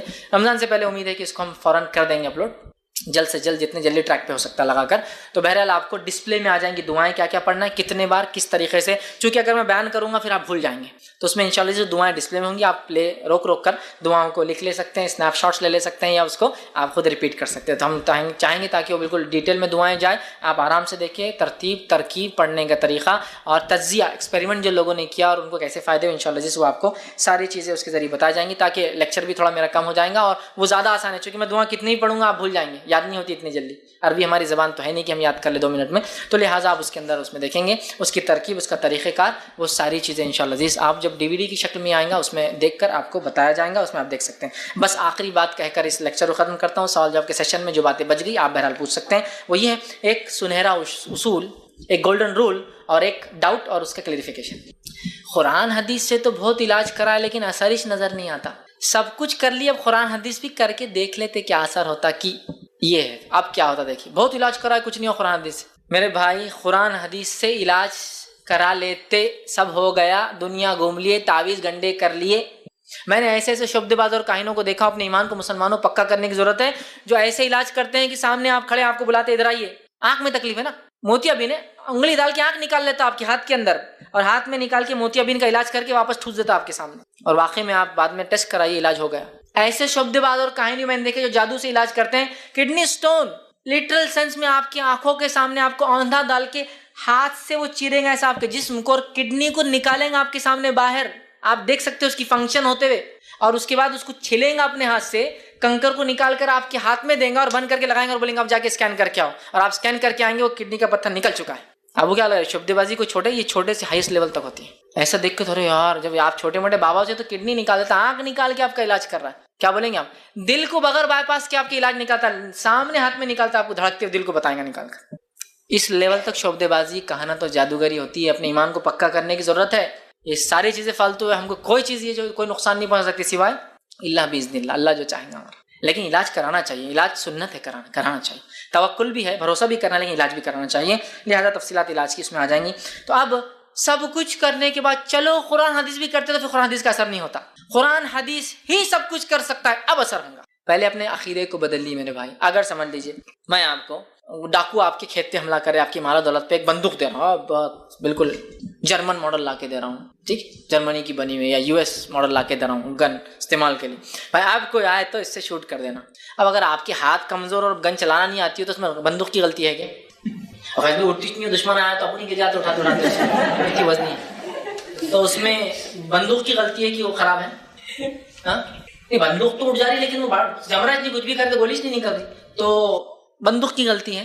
ہتھیار سب سے اعلیٰ ہے, استعمال کرنے والے میں صلاحیت اور طاقت نہیں ہے, تو ہتھیار کو برا مت بولیے. کتاب اور سنت میں علاج ہے, کرنا نہیں آتا اور تمہارا ایمان اس لیول کا نہیں ہے تو اس کو کچھ مت بولے۔ سب دنیا گھوم کے آ گئے اور آپ بول رہے چلو قرآن حدیث سے بھی کر لیتے، نہیں ہوتا پھر فائدہ نہیں ہوتا، جاؤ پھر۔ یہ عقیدہ رکھنا ہوگا کہ اللہ کی کتاب اس کے رسول کی سنت میں علاج ہے۔ اسلام اس چیز میں آپ کو کیسا چھوڑیں گا؟ گھومتا ہوا کہ علاج نہیں ہے، لیکن کتاب و سنت میں ہے، من مانا علاج نہیں، یاد رکھیں، ٹھیک ہے؟ تو ہم کو اس عقیدے سے کرنا ہے۔ تو ہمارے پاس سب سے بہترین چیز ہے، یا تو ہمارے ہاتھ کمزور اٹھا نہیں پا رہے، یا تو ہمیں چلانا نہیں آ رہا اس چیز کو، ٹھیک ہے؟ تو یہ غلط فہمی ہوتی ہے، اور علاج کرائے کچھ نہیں ہونا، چھوڑ دیجیے۔ سیکنڈ، ایک سنہرا اصول، گولڈن رول یاد رکھیے۔ ایک سلف نے اپنے شاگردوں سے پوچھا، اے میرے شاگردوں، تم ایک راستے جاتے ہوئے کتا بھونکتا ہے تم پر، کیا کرو گے اس کتے سے بچنے کے لیے؟ تو کہا اس کو ماریں گے، اس کو ہکا لیں گے، پھر آ جاتا ہے، پھر ماریں گے، پھر ہکا لیں گے، پھر آ جاتا ہے، پھر ماریں گے، پھر کتنی بار کرو گے؟ ایک سنہرا اصول میں دیتا ہوں تم کو، جب کتا تمہارے پیچھے آئے تو کتے کے مالک کو آواز دو کہ اے مالک اپنے کتے کو کنٹرول میں رکھو۔ تو مالک کیسا ہوتا ہے؟ آپ 10 بار جائیں کتا، لیکن مالک کو کرے گا، ادھر کتے کو آواز دیں گا، کتا آ جاتا ہے، مالک کیسا، آپ چلے جائیں، سمجھ رہے؟ تو کہا شیطان اگر تم پہ حملہ کرے تو تمہیں شیطان سے نہیں لڑنا ہے، شیطان کے رب کو آواز دینا ہے، چاہے شیطان کتنا بھی کچھ ہو، رب کا کتا ہی ہو، اس کے کنٹرول میں ہے، اس کو کنٹرول میں رکھو، ہم سے ختم۔ ہم کو اللہ میں پناہ مانگنا ہے، اس سے ہم کو نہیں لڑنا ہے، بات سمجھ رہے آپ؟ مالک کو آواز دینا ہے، اے اللہ بس مجھے اس سے بچانا، میں اس کے چکر میں نہیں آنا چاہتا، اس کے وساوس میں، اس کے فتنوں میں، اس کے فساد میں، اس کی تکلیف میں، اس کے جادو میں، اس کے آسیب میں، بس ساری چیزوں سے مجھے بچا۔ تو مالک کو آواز دو کتے کی، کتے کو بار بار ہکالنے کی ضرورت نہیں پڑیں گی پھر۔ تو اللہ میں پناہ مانگنا چاہیے، اس گولڈن رول کو یاد رکھیے، تو یہ ساری چیزیں ہوتی ہیں، ورنہ جادو ہے، ہم جادو کا علاج ایسا کریں گے، اللہ سے آپ مانگیے، اللہ تعالیٰ سب کریں گے، یاد رکھیے، ٹھیک ہے؟ چونکہ شیطان کچھ بھی ہو، اللہ نے اس کو صلاحیت دی نا، اور شیطان ایک خاص جن ہے جو پہلا جن تھا جس کو اللہ نے قیامت تک کی مہلت دی زندگی کی۔ باقی سارے جن جیتے اور مرتے ہیں، مطلب پیدا ہوتے اور مر جاتے ہیں الگ الگ زندگیاں جی کر، لیکن شیطان ایک خاص ہے جو ان کا باپ ہے جنوں کا، ابلیس، اللہ نے اس کو قیامت تک کے لیے چھوٹ دی ہے۔ تو جس دشمن سے ہمارا پالا ہے بہت زیادہ ایکسپیرینس ہولڈر ہے، نوح علیہ السلام سے لے کر آدم علیہ السلام سے لے کر بہکاتے ہوئے آیا تو قیامت کی صبح تک بہکاتے رہیں گا۔ اتنے ایکسپیرینسڈ دشمن کے خلاف تو بہت ویل ورسڈ، جس کو ہم کہتے ہیں نا، بہت تیاری کے ساتھ جانے کی ضرورت ہے، اور ہم تو اتنی تیاری نہیں کر پائیں گے، لہٰذا اللہ کو آواز دو، اللہ اس سے بچانا، بس ختم، پھر اللہ تعالیٰ تو سب کر لیتا ہے۔ بسم اللہ قرآن کی آیت کے اعتبار سے بہت بعد میں آتا ہے، لیکن چونکہ ہم بسم اللہ سے ہی قرآن کی سوروں کی ابتدا کرتے ہیں اور قرآن کو پڑھنا شروع کرتے ہیں، اور اسی کے ساتھ ساتھ دنیا کے تقریباً کم و بیش تمام کاموں کو بسم اللہ کے ساتھ شروع کرتے ہیں، تو ہم پہلے قرآن کی، چونکہ بسم اللہ آیت بھی ہے، یاد رکھیے سورہ نمل کے اندر آپ دیکھ سکتے ہیں کہ سلیمان علیہ السلام نے جب سبا کی رانی کو خط لکھا، لیٹر لکھا، تو پھر اس کے اندر بسم اللہ الرحمن الرحیم سے انہوں نے شروعات کی۔ قرآن کے اندر جو ہے بسم اللہ ایک آیت کی شکل میں بھی ہے، اور اکثر صورتوں کی ابتدا میں بسم اللہ پڑھا جاتا ہے، یاد رکھیے۔ تو بسم اللہ سے انشاءاللہ العزیز ہم بات کو اپنی شروع کریں گے۔ تو آئیے، سب سے پہلی چیز جو ہے بسم اللہ، ویسے سورۃ الفاتحہ بہرحال اس کا ایک حصہ بھی ہے، اور اس کے ساتھ ساتھ سورہ نمل جو ہے اس کا بھی بہرحال ایک حصہ ہے۔ بسم اللہ کے تعلق سے یاد رکھیے اس کے اتنے فضائل ہیں کہ میں سمجھتا ہوں قرآن کی بعض آیتوں کے فضائل میں سے آدھے فضائل تو اسی کے ہم دیکھ سکتے ہیں، چونکہ قرآن کی ہر آیت کی فضیلت اور ہر جملہ یا لفظ کی فضیلت تو نہیں ملتی ہے، لیکن جو ملتی ہے ان میں سے بسم اللہ کی بہت بہت بہت زیادہ فضیلت ملتی ہے۔ آئیے چند باتیں ہم دیکھتے ہیں۔ نبی اکرم صلی اللہ علیہ وسلم نے بسم اللہ کے تعلق سے بیان کیا، اس میں سے ایک جو ابن ماجہ کی روایت ہے، آپ صلی اللہ علیہ وسلم فرماتے اور کہتے ہیں کہ جس کھانے کو بسم اللہ الرحمن الرحیم پڑھ کر جو ہے کھایا جائے، اس میں برکت پڑ جاتی ہے، مطلب کھاتے وقت انسان بسم اللہ الرحمن الرحیم پڑھ کر کھائے تو اس کھانے میں اللہ تعالیٰ برکت دے دیتا ہے، ابن ماجہ کی روایت ہے۔ اور وحشی رضی اللہ عنہ فرمایا، اللہ کے رسول صلی اللہ علیہ وسلم، ہم کھانا کھاتے ہیں لیکن سیر نہیں ہوتے، کھانا تو کھاتے ہیں لیکن سیر نہیں ہوتے، مطلب مطمئن نہیں ہوتے کھانے کے بعد۔ تو آپ صلی اللہ علیہ وسلم نے ارشاد فرمایا، شاید تم لوگ الگ الگ کھانا کھاتے ہو، مطلب تم لوگ الگ الگ بیٹھ کر کھاتے ہو۔ تو کہاں ایسے ہی ہوتا ہے؟ تو انہوں نے غرض کیا، ہاں یا رسول اللہ صلی اللہ علیہ وسلم، ہم الگ الگ کھاتے۔ تو آپ صلی اللہ علیہ وسلم نے فرمایا اور کہا، کھانا اکٹھے کھایا کرو، مطلب کھانا کھاتے وقت ساتھ مل کر کھایا کرو، اور اس پر اللہ کا نام لیا کرو، اور اس کھانے پر اللہ کا نام بسم اللہ الرحمن الرحیم پڑھا کرو، تو تمہارے کھانے میں برکت ڈال دی جائیں گی، تو تمہارے کھانے میں برکت ڈال دی جاتی ہے۔ تو لہٰذا ہم اگر کھانا کھاتے ہیں تو کوشش کریں کہ ساتھ کھائیں، مل کر کھائیں، اور مل کر کھانے کے ساتھ ساتھ جو ہے جب بسم اللہ پڑھیں گے ہم تو اللہ تعالیٰ برکت ڈال دیں گا، اور ہم جب کھائیں گے تو سیر ہو کر، مطلب مطمئن ہوں گے کھانے کے بعد۔ ورنہ بہت سارے لوگ ہم دیکھتے ہیں کبھی کھانے سے مطمئن نہیں ہوتے، اس لیے کہ ہمیشہ بھوکے رہتے ہیں۔ وہ اس لیے کہ نہ تو ساتھ کھاتے ہیں، بلکہ آج کل کا سسٹم تو یہ الگ الگ کھاؤ، اس لیے کہ پتہ نہیں اسی کتنی بیماریاں مجھے لگ سکتی ہے نا۔ ٹھیک ہے، کچھ بیماریاں ہیں جو لگ سکتی ہے، لیکن وہ بھی اللہ کے حکم سے لگیں گی نا۔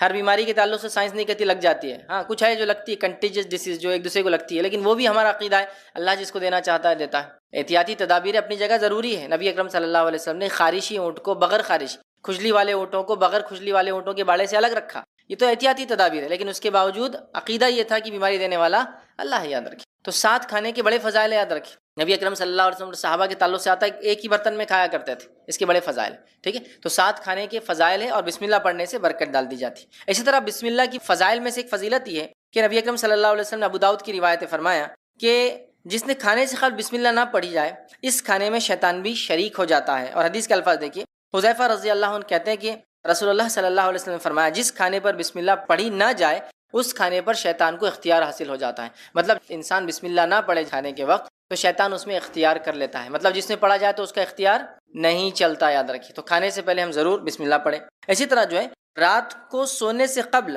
دروازہ بند کرنے سے پہلے بسم اللہ پڑھا جائے تو شیطان اس دروازے کو کھول نہیں سکتا، ٹھیک ہے۔ آئیے حدیث کے الفاظ سنیے۔ جابر رضی اللہ عنہ فرماتے اور کہتے ہیں رسول اللہ صلی اللہ علیہ وسلم نے فرمایا رات سونے سے قبل بسم اللہ پڑھ کر دروازہ جو ہے بند کیا کرو، کیونکہ بسم اللہ پڑھ کر بند کیے گئے دروازے شیطان کھول نہیں سکتا۔ رات کو سونے سے پہلے بسم اللہ پڑھ کر دروازے بند کیا کرو، جن دروازوں پر بسم اللہ پڑھ کے بند کیے جاتے ہیں اس پہ شیطان اس کو کھول نہیں سکتا۔ ایک روایت میں کہ شیطان چور کی مدد نہیں کر سکتا، مطلب جب بسم اللہ پڑھ کے دروازہ بند نہیں ہوتا تو شیطان کیا کرتا ہے، چور کی مدد کرتا ہے دروازہ کھولنے میں، اور جب بسم اللہ پڑھ کر بند کیا جاتا ہے تو شیطان چور کی مدد نہیں کر سکتا یا وہ خود دروازہ نہیں کھول سکتا۔ اسی طرح جو ہے بسم اللہ کے تعلق سے جو فضیلتیں آتی ہیں اس میں ایک فضیلت یہ ہے جو کام بسم اللہ پڑھ کر کیے جائیں وہ شیطان جنات کے شر اور فتنوں سے محفوظ رہتے ہیں۔ اسی طرح سونے سے پہلے گھر کے دروازے بند کرنے سے پہلے، روشنی بجھانے سے پہلے، برتن ڈھانپنے سے پہلے بسم اللہ پڑھنا چاہیے۔ دروازہ بند کرنا ہے، لائٹ روشنی بجھانا ہے، دیا بند کرنا ہے، برتن ڈھانکنا ہے، سب سے پہلے کیا پڑھنا ہے؟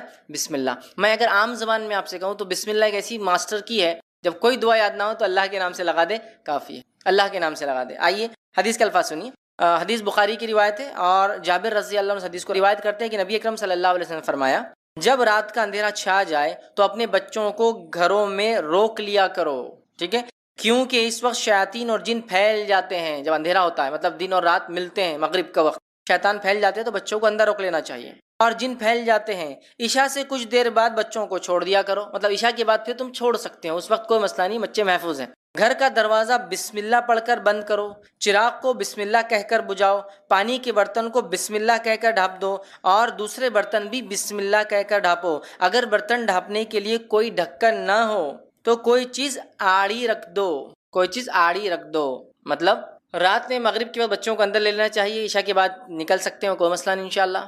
جب دروازہ بند کرے تو بسم اللہ پڑھ کر بند کرنا چاہیے، دیا بجھائے یا لائٹ بند کرے تو بسم اللہ پڑھ کر بند کرنا چاہیے۔ اسی طرح آپ فرما رہے پانی کا اگر کوئی برتن ڈھانکنا ہے تو بسم اللہ پڑھ کے ڈھانکنا چاہیے۔ اسی طرح فرما رہے کوئی برتن کھلا ہو تو اسے ڈھانکو تو بسم اللہ کہہ کر ڈھانکو، اور اگر ڈھکن نہ ملے تو، کور نہ ملے تو کوئی چیز آڑی تو بھی رکھ دو کم از کم۔ یہ کیوں کہا آپ نے؟ پانی پہ ڈھانک دو، کھانے پہ ڈھانک دو، اور اگر ڈھکن نہ بھی رکھ سکو، ڈھکن پورا ڈھکتا ہے نا، کوئی بھی چیز آڑی مطلب پورا نہ بھی ڈھکے تھوڑا ڈھک سکتے ہیں آپ۔ مثال کے طور پر پلیٹ نہیں ملی، ڈھکن نہیں ملا، اب جو چیز ہے برتن وہ آدھا ڈھک سکتا ہے تو اتنا ڈھک دو۔ اس لیے کہ حدیث میں الفاظ کیا مانا ہوں، حدیث میں الفاظ ہے جب انسان کھانے کو رات میں کھلا چھوڑتا ہے تو اس میں بیماریاں نازل ہوتی۔ اب آپ کہیں گے بیماریاں نازل ہوتی ہے تو پھر پورا ڈھکن ڈھانپنے سے کیا اور آدھا ڈھکنے سے بھی کیا؟ جراثیم، مائکروبس تو ایسے رہتے کہیں سے بھی گھس سکتے ہیں۔ یہ معاملہ غائب کا ہے، غائب کا ہے کہ اللہ کیسے ڈھکن ڈھانکنے سے یا کوئی چیز رکھ دینے سے اس بیماری کو دور کر دیتا، اس تک نہیں پہنچنے دیتا۔ اس سے پتہ چلا بیماریاں نازل ہوتی ہے، آسمان سے اترتی ہے، سمجھ رہے ہیں؟ کبھی انسانوں کو سزا کے طور پر اور کبھی آزمائش ہو کے، سمجھ رہے ہیں بات کو؟ تو نازل ہوتی ہے تو ڈھانکنا چاہیے، رات میں ڈھانکنا، اور ڈھانکتے وقت کیا پڑھنا چاہیے؟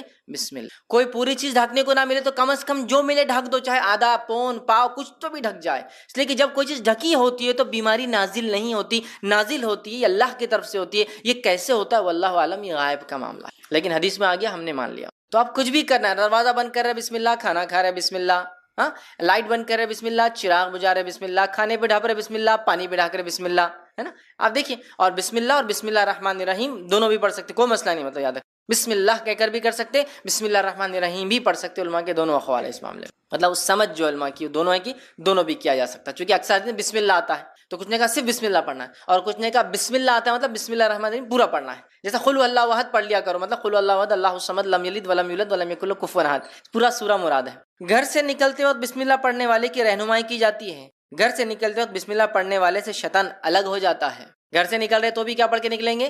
بسم اللہ۔ آئیے حدیث کے الفاظ، ابو داؤد کی روایت ہے، انس بن مالک رضی اللہ عنہ فرماتے ہیں رسول اللہ صلی اللہ علیہ وسلم فرمایا جب آدمی اپنے گھر سے نکلتا ہے اور یہ دعا پڑھتا ہے بسم اللہ توکلت علی اللہ لا حول ولا قوۃ الا باللہ، جب یہ دعا پڑھ کے نکلتا ہے کہ اللہ کے نام سے نکلتا ہوں، اللہ پر بھروسہ کرتا ہوں، گناہ سے بچنے کی طاقت اور نیکی کے حصول کی قوت اللہ کی توفیق کے بغیر کسی میں نہیں، یہ اس کا ترجمہ تھا، جب یہ پڑھ کے نکلتا ہے، اس وقت اس کے حق میں یہ بات کہی جاتی ہے سارے کاموں میں تیری رہنمائی کی گئی، تو کفایت کیا گیا، سارے کاموں میں اب جو تو گھر سے نکل کے کرے گا تیری رہنمائی کی گئی، تو کفایت، تیرے لیے یہ چیز، یہ دعا کافی ہو گئی، کفایت کر گئی، ہر طرح کی برائی اور خسارے سے تو بچا لیا گیا۔ بس شیطان اس سے الگ ہو جاتا ہے، اب شیطان کو کچھ باقی نہیں رہتا، شیطان اس سے الگ ہو جاتا ہے، اور دوسرا شیطان اس سے کہتا ہے تم اس شخص پر کیسے مسلط ہو سکتے ہو جس کی رہنمائی کی گئی، جس کی کفایت کی گئی ہے۔ شیطان کو دوسرا شیطان بولتا اب اس پہ تم کنٹرول نہیں حاصل کر سکتے ہو، چونکہ اس کی کفایت کی گئی، اس کی رہنمائی کی گئی ہے، تو بسم اللہ پڑھ کر گھر سے نکلنا چاہیے، یاد رکھیے۔ اسی طرح جامع ترمذی کی روایت ہے بسم اللہ کہنے سے شیطان ابن آدم کی شرمگاہ نہیں دیکھ سکتا، ٹھیک ہے، آئیے حدیث کے الفاظ سنیے، جامع ترمذی کی روایت ہے بسم اللہ کہنے سے شیطان ابن آدم کی شرمگاہ نہیں دیکھ سکتا۔ حدیث کے الفاظ اس طرح سے، علی رضی اللہ عنہ فرماتے ہیں رسول اللہ صلی اللہ علیہ وسلم نے فرمایا بسم اللہ کہنا جنات کی آنکھوں اور بنی آدم مطلب انسان کی اولاد، مرد ہو یا عورت ہو، کی شرمگاہ کے درمیان پردہ بن جاتا ہے۔ جب انسان بسم اللہ پڑھتا ہے تو شیطان اور ابن آدم کی شرمگاہ کے بیچ میں بسم اللہ پردہ بن جاتا ہے نا، اور شیطان ایسے وقتوں میں جب انسان کپڑے اتارتا ہے، اس کو تاڑتا ہے، اس کو ستاتا ہے، اس کو تکلیف دینے کی پوری کوشش کرتا ہے، اس لیے حدیث میں آتا ہے کہ جب بیت الخلاء جاؤ تو دعا پڑھ کر جاؤ، ہے نا، دعا اس کی کہ اللہ میں خبث اور خبائث، جو خبیث قسم کے بدترین مرد اور عورت ان میں ہیں، ان سے پناہ مانگتا ہوں، اللہم انی اعوذ بک من الخبث والخبائث، ٹھیک ہے، میل اور فیمیل دونوں جن اور جنات جو برے ہوتے ہیں ان سے میں اللہ تیری پناہ چاہتا ہوں، سمجھ رہے بات کو؟ تو بہرحال بسم اللہ پڑھنے سے ابن آدم کی شرمگاہ انسان نہیں دیکھ سکتا، ٹھیک ہے، بسم اللہ پڑھنے سے انسان شیطان کے حملے سے محفوظ ہو جاتا ہے۔ آئیے مسلم کی روایت ہے، جابر بن عبداللہ رضی اللہ عنہ اس کے راوی فرماتے ہیں رسول اللہ صلی اللہ علیہ وسلم نے فرمایا، اور آپ نے فرماتے ہوئے سنا کہ آدمی اپنے گھر میں داخل ہونے سے پہلے اور کھانا کھانے سے پہلے اللہ عز و جل کا نام لیتا ہے، مطلب بسم اللہ الرحمن الرحیم پڑھتا ہے، تو شیطان اپنے ساتھیوں سے کہتا ہے یہاں تمہارے لیے ٹھکانہ ہے نہ کھانا ہے۔ جب آدمی گھر میں جا رہا ہے بسم اللہ پڑھ کے جا رہا ہے، بسم اللہ پڑھ کے کھا رہا ہے، شیطان بولتا ہے نہ آج رہنے کی جگہ ہے، نہ آج یہاں کھانے کی جگہ ہے تمہارے، اپنے ساتھیوں کو بولتا ہے۔ اور جب آدمی اللہ کا نام لیے بغیر داخل ہوتا ہے تو شیطان کہتا ہے تمہارے لیے رہنے کی جگہ ہو گئی ہے، اور جب آدمی کھانا کھاتے وقت بسم اللہ نہیں کہتا تو شیطان کہتا تمہارے لیے کھانے کا انتظام بھی ہو گیا ہے، سمجھ رہا؟ تو انسان اگر کھانا کھاتے بسم اللہ نہ پڑھے، شیطان بولتا کھانے کا انتظام ہو گیا، بسم اللہ پڑھ کر گھر میں نہ داخل ہو تو شیطان کہتا رہنے کا انتظام ہو گیا، بسم اللہ پڑھ کے داخل تو لیکن کھاتے وقت نہ پڑھے تو کہتا ہے آج رہنے کا نہیں ہوا لیکن کھانے کا ہو گیا، بسم اللہ پڑھ کے داخل تو ہوا انسان لیکن کھانا کھاتے نہیں پڑھا تو کہتا کھانے کا ہو گیا رہنے کا نہیں ہوا ہے۔ مطلب بسم اللہ کھانے سے پہلے، دروازہ بند کرنے سے پہلے، اٹھنے سے پہلے، کپڑے بدلنے سے پہلے، یا آدمی کپڑے اتار رہا ہے اس وقت بسم اللہ کہنا چاہیے، تو شیطان دیکھ نہیں سکتا، انسان شیطان سے مکمل محفوظ رہتا ہے۔ اسی طرح ہم بستری سے قبل بسم اللہ پڑھنے والے میاں بیوی کی اولاد شیطان کے شر سے محفوظ رہتی ہے، اور نبی اکرم صلی اللہ علیہ وسلم فرماتے ہیں، صحیح بخاری اور صحیح مسلم کی روایت، آپ نے فرمایا رکھا، عبداللہ بن عباس رضی اللہ عنہ اس کے راوی فرماتے ہیں رسول اللہ صلی اللہ علیہ وسلم فرمایا جب لوگوں میں سے کوئی اپنی بیوی کے پاس آنے کا ارادہ کرے تو یوں کہے بسم اللہ اللہم جنبنا الشیطان و جنب الشیطان ما رزقتنا، وہ یوں کہے جس کا ترجمہ ہے اللہ کے نام سے اے اللہ ہمیں شیطان سے دور رکھ اور اس اولاد سے بھی شیطان کو دور رکھ جو تو ہمیں عطا فرمائے۔ بس اگر اس نے ہم بستری کے دوران اس کی قسمت میں اولاد لکھی تھی، مطلب اس ہم بستری سے اگر اس کی قسمت میں اولاد لکھی تھی تو آپ فرماتے تو شیطان اسے کبھی ضر نہیں پہنچائیں گا، نقصان نہیں پہنچائیں گا۔ تو دعا میں سکھا دی، تو ہم بستری سے پہلے، دروازہ کھولنے سے پہلے، دروازہ بند کرنے سے پہلے، کھانے سے پہلے، چراغ بجھانے سے پہلے، لائٹ بند کرنے سے پہلے، لباس بدلنے سے پہلے، اسی طرح حدیث میں آتا ہے وضو سے پہلے بسم اللہ پڑھو، اس لیے کہ اس کا وضو نہیں جس نے بسم اللہ نہیں پڑھا، مطلب بہت ضروری، بڑا اہم ہے۔ وہاں بسم اللہ آ گیا تو گویا بسم اللہ، قرآن سے پہلے ہم بسم اللہ پڑھتے اللہ کے نام سے، گویا ہر کام کو اللہ رب العزت کے نام سے ہمیں شروع کرنا چاہیے، اس کی بڑی فضیلت ہے، یاد رکھیں، ٹھیک ہے۔ اسی طرح جو ہے ناگہانی آفت، اللہ ایسی چیز جو ایکسپیکٹ نہیں کیے تھے آپ نے، کوئی آفت آ گئی پر بسم اللہ پڑھی جائے تو اللہ سکینت نازل فرما دیتا ہے، اس لیے میں نے کہا بسم اللہ ماسٹر کی ہے، ایک ایسی دعا ہے کہ کچھ نہ آئے تو یہ کر لیجیے آپ، ٹھیک۔ آئیے الفاظ سنیے، یہ جو ہے سنن نسائی کی روایت ہے، اور جابر بن عبداللہ رضی اللہ عنہ کے راوی فرماتے ہیں کہ غزوہ احد کے روز نبی اکرم صلی اللہ علیہ وسلم جو ہے 12 انصاریوں کے ساتھ الگ تھلگ رہ گئے تھے، اس میں طلحہ بن عبید اللہ رضی اللہ عنہ بھی شامل تھے۔ مشرکوں نے ان کا گھیراؤ کر لیا، آپ صلی اللہ علیہ وسلم ان کی طرف پلٹتے ہوئے فرمایا ان لوگوں سے کون نپٹیں گا؟ حضرت طلحہ رضی اللہ عنہ نے عرض کیا کہ میں ان سے نپٹوں گا، چنانچہ طلحہ رضی اللہ عنہ نے تنہا 11 آدمیوں کے برابر قتال کیا، مطلب 11 آدمیوں سے انہوں نے اکیلے لڑا، ٹھیک ہے، اور قتال کیا، حتیٰ کہ آپ کے ہاتھ پر مشرک کی تلوار کی ایسی ضرب لگی، مطلب وہ لڑتے لڑتے ایک مشرک نے ایسی تلوار ماری کہ طلحہ رضی اللہ عنہ کی انگلیاں کٹ گئی، جس ہاتھ میں تلوار تھی وہ انگلیاں کٹ گئی، اور ان کے منہ سے سی کی آواز، انگلیاں کٹ گئی تو آواز نکلی، آدمی تکلیف سے، تو سی کی آواز نکلی۔ رسول اللہ صلی اللہ علیہ وسلم نے ارشاد فرمایا، اگر تو بسم اللہ کہتا، اگر تو سی کے بدلے اللہ کا ذکر کرتا، بسم اللہ کہتا، تو فرشتے تجھے اوپر اٹھا لیتے حتیٰ کہ یہ لوگ بھی دیکھتے، ٹھیک ہے۔ اس کے بعد اللہ تعالیٰ نے مشرکوں کو ناکام کر دیا۔ تو آپ نے ان کی اس تکلیف پہ فرمایا کہ اگر تو اس تکلیف کی آواز میں کی جگہ بسم اللہ پڑھ لیتا تو فرشتے تجھے اٹھا لیتے اور سارے لوگ دیکھ سکتے۔ تکلیف، مصیبت، پریشانی ہے نا، انگلیاں کٹ گئی، ایسی تکلیف آئی جس کا ایکسپیکٹیشن نہیں تھا، تکلیف نہیں، تو کہا بسم اللہ، بچہ گرا آپ کا بسم اللہ، آپ گر گئے بسم اللہ، ہر جگہ، ہر، اس لیے کا ماسٹر کی ہے، مطلب ایسی چابی جس سے ہر دروازہ کھلتا ہے نا، ویسی دعا ہے، ہر چیز کچھ مصیبت، پریشانی، مشکل، کوئی کام شروع کرنا ہے، کوئی کام ختم کرنا ہے، کوئی چیز کھل رہی ہے، کوئی چیز بند ہو رہی ہے، ہر جگہ بسم اللہ، اللہ کے نام سے، چونکہ اللہ کا نام بے انتہا برکت ہے، جس کی کوئی انتہا، کوئی لمٹ نہیں، لمٹ لیس جو اس کے نام میں برکت ہے، ٹھیک ہے۔ تو اس کو ہم اپنا معمول بنا لیں، بسم اللہ بسم اللہ بسم اللہ کہنے کی ایک عادت ڈالے، یاد رکھ، ٹھیک ہے۔ تو بسم اللہ کے ویسے بڑے بڑے فضائل ہیں، میں نے یہاں کچھ ہی رکھے، یاد رکھیے، اور بھی ہے، وقت نہیں کہ میں ساری چیزوں کو بسم اللہ کی اور کیا کیا فضائل آتے رکھوں، لیکن میں سمجھتا ہوں بہت ساری رکھ دیا۔ بسم اللہ کی اہمیت پتہ چل گئی، بسم اللہ بڑی اہم چیز ہے۔ بہت سارے لوگ پوچھتے ہیں کیا ہم دوا کھائے تو بھی بسم اللہ پڑھیں، اس لیے کہ بسم اللہ سے تو برکت آ جاتی ہے، تو بہت سے لوگ بسم اللہ نہیں پڑھ کے دوا کھاتے ہیں، بولتے نہیں بسم اللہ پڑھ کے تو بیماری میں برکت آ جائیں گی، لیکن اگر تھوڑا عقل سے بھی سوچے، عقل سے بھی سوچے، تو دوا بیماری کے لیے کھاتے یا شفا کے لیے کھاتے ہیں؟ شفا کے لیے، تو برکت دوا میں آئیں گی یا بیماری میں آئیں گی؟ دوا میں آئیں گی، لیکن کیسا لوگ پتہ نہیں، بہت سے لوگ میں جانتا ہوں، بلکہ اکثر لوگ بولتے ہیں دوا کھاتے ہو بسم اللہ نہیں پڑھنا، اس لیے کہ اس سے برکت آ جاتی تو بیماری میں برکت آ جائیں گی۔ ارے میرے بھائی، دوا تم بیماری کے لیے کھا رہے ہو، لیکن دوا بیماری کو ہٹانے کے لیے کھا رہے ہو، تو دوا میں برکت آئیں گی یا بیماری میں؟ دوا میں۔ تو پتہ نہیں لوگ اتنے انتہائی پیدل کیسے ہوتے ہیں اور ایسی کیسی بے خفیاں کرتے ہیں، اور شریعت میں اپنے دماغ ہر چیز کھاؤ تو بسم اللہ، ہر چیز پیو تو بسم اللہ، تو دوا بھی کھاتے ہو تو بیماری کے اگینسٹ کھاتے ہو، بیماری کے رد میں کھاتے ہو، بیماری ختم کرنے کھاتے ہو، تو بیماری میں کیسے برکت ہوں گی؟ دوا میں جب بسم اللہ پڑھا جائے گا تو دوا میں اللہ شفا میں برکت دیں گا، بیماری کو ختم کریں گا۔ عجیب و غریب لوگ کرتے ہیں، تو بہرحال دوا کھاتے وقت بھی بسم اللہ پڑھنا ہے، سمجھا؟ اس لیے کہ اللہ کا نام بے انتہا بابرکت ہے، اور ہو سکتا ہے بڑی معمولی دوا بھی اللہ کے نام سے کھائی جائے تو انسان شفایاب ہو جائے، چونکہ رب کا نام لیا، اور بڑی بھاری دوا بھی کھا لے، رب کا نام نہ لیا تو شفا نہ نصیب ہو، کبھی ہوتا ہے ایسا، ٹھیک ہے۔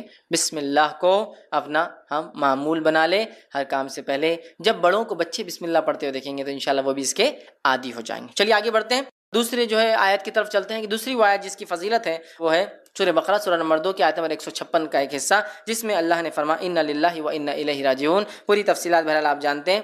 اللہ رب العزت قرآن کے اندر جو ہے یہ بڑی مشہور اور معروف آیت ہے، 155 156 157 سورہ بقرہ کی، ٹھیک ہے۔ اس میں وبشر الصابرین، اور اللہ فرماتا ہے صبر کرنے والوں کو بشارت دے دو، الذین اذا اصابتهم مصیبۃ قالوا انا للہ وانا الیہ راجعون، کہ ان لوگوں کو خوشخبری سنا دو جب ان پہ کوئی مصیبت یا پریشانی آتی ہے تو وہ کیا کہتے ہیں؟ ہم اللہ کی طرف سے آئے ہیں اور اللہ کی طرف لوٹ کر ہمیں جانا ہے۔ اولئک علیہم صلوات من ربہم ورحمہ، انہی کے لیے اپنے رب کے طرف سے جو ہے صلوات ہے، درود ہے، اور ان کے لیے فضل ہے اور رحم ہے، واولئک هم المہتدون، اور یہی لوگ ہدایت یافتہ ہیں۔ تو ان للہ وانا الیہ راجعون کی بڑی بڑی فضیلت ہے، یہ ہر چیز کے گمنے پر، ہر چیز کے کھونے پر، کسی چیز کے چلے جانے پر، کسی چیز کے نہ ملنے پر، ایسی چیز جس سے انسان کو ایسا نقصان ہو، کسی نقصان کے لیے، یہ تمام چیزوں کے لیے پڑھی جاتی ہے۔ یہ کوئی پرٹیکولر دعا نہیں کہ کوئی مر جائے تو اس کو پڑھا جائے، اس لیے کہ ہوتا ہے ہمارے پاس، ہمارے ہندوستان کے ماحول میں ہم دیکھتے ہیں علم کی کمی کی بنیاد پر لوگ صرف کوئی مرتا ہے تو یہ جملہ پڑھتے ہیں انا للہ وانا الیہ راجعون، اس کے علاوہ یہ جملہ کبھی پڑھا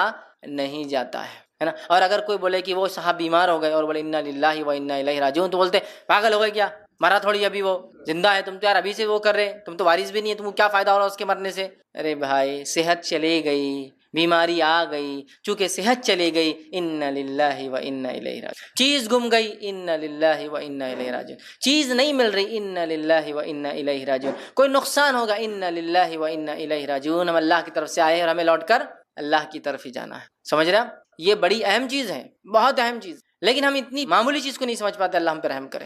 انا للہ وانا الیہ راجعون کا اپنا معمول بنا لی. کوئی مصیبت، کوئی پریشانی، کوئی بیماری، کوئی تکلیف، کوئی چیز کھونا، کوئی چیز گمنا، کوئی چیز نہ ملنا، سب پہ پڑی ہے انا للہ و انا الیہ راجعون. کہ تو اللہ نے کہا اور فرمایا وبشر الصابرین، صبر کرنے والوں کو بشارت دے دو. اب جن جن چیزوں پر صبر ہوتا ہے ان چیزوں پر انا للہ و انا الیہ راجعون پڑھا جا سکتا ہے. صبر کرنے والوں کو بشارت دے دو کہ یہ کیا کرتے ہیں، الذین اذا اصابتهم مصیبت، جب ان پہ کوئی مصیبت پریشانی آتی ہے تو کہتے ہیں انا للہ و انا الیہ راجعون. یہ نہیں کہا جب ان کے گھر میں کوئی موت ہوتی ہے تو کہتے ہیں انا للہ و انا الیہ راجعون.